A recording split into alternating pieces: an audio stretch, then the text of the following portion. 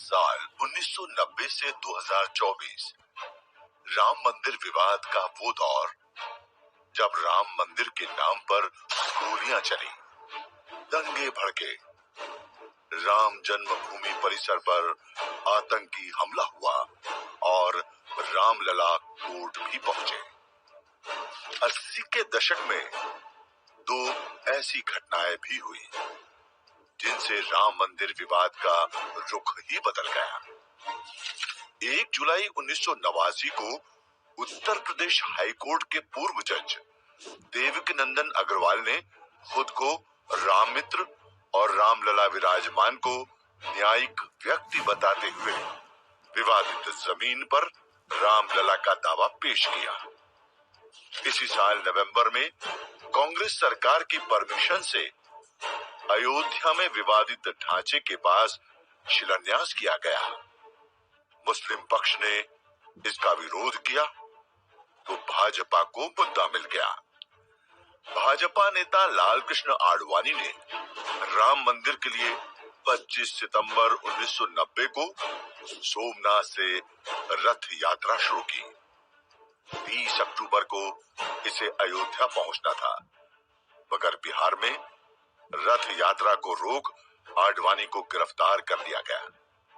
इससे अयोध्या में जमा कार सेवक उत्तेजित हो गए। 20 अक्टूबर को कुछ जत्थों ने विवादित ढांचे में घुसने की कोशिश की। तत्कालीन मुख्यमंत्री मुलायम सिंह यादव की सरकार के आदेश पर पुलिस ने भीड़ पर गोलियां चला दी। 16 कार सेवक मारे गए।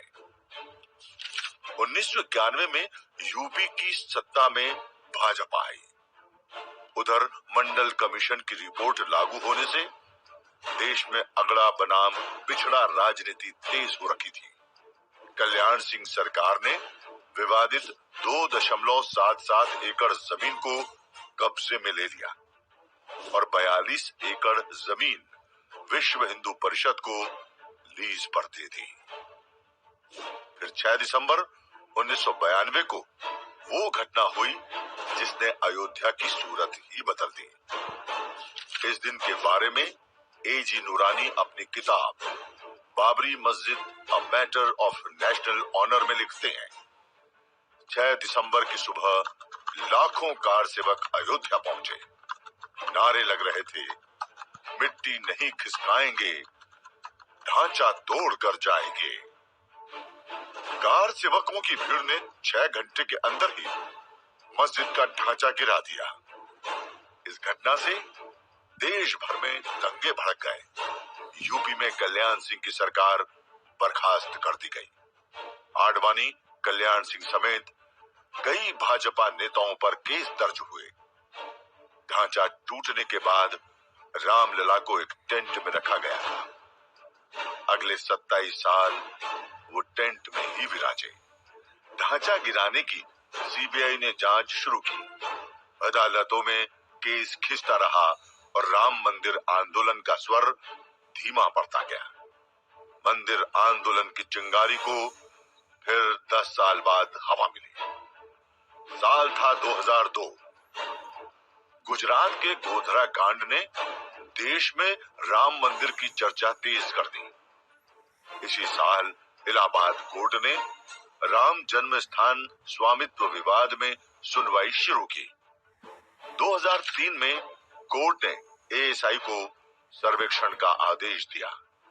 एएसआई की रिपोर्ट के मुताबिक खुदाई में 10वीं शताब्दी के ऐसे पत्थर मिले जो हिंदू मंदिर के हो सकते हैं।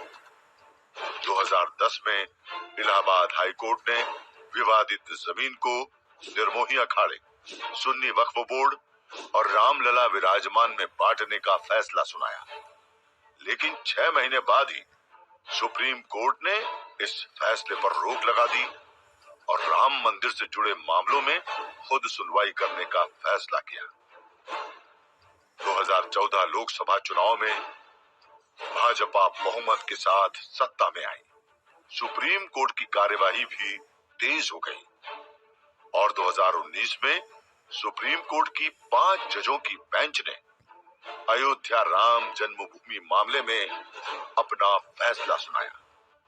2.77 एकड़ जमीन पर रामलला विराजमान का अधिकार माना गया। कोर्ट ने केंद्र सरकार को 3 महीनों में एक ट्रस्ट बनाकर जमीन उसे सौंपने का आदेश दिया। साथ ही केंद्र और यूपी सरकार को ये निर्देश भी दिए कि मस्जिद बनाने के लिए सुन्नी वक्फ बोर्ड को अयोध्या में ही 5 एकड़ जमीन उपलब्ध करवाई जाए। 5 अगस्त 2020 को प्रधानमंत्री मोदी ने अयोध्या में राम मंदिर का भूमि पूजन किया। निर्माण का पहला चरण पूरा होने के बाद अब आखिरकार वो समय आ गया जब 22 जनवरी को श्री रामलला मंदिर में विराजेंगे। राम मंदिर बनने की कहानी आपने पढ़ी, लेकिन इस कहानी को समझने के लिए जरूरी है विवाद के कानूनी पहलू को समझना। मंदिर विवाद की कानूनी यात्रा पर बात करेंगे राम जन्मभूमि का इतिहास के अगले एपिसोड में। जुड़े रहिए दैनिक भास्कर ऐप पर।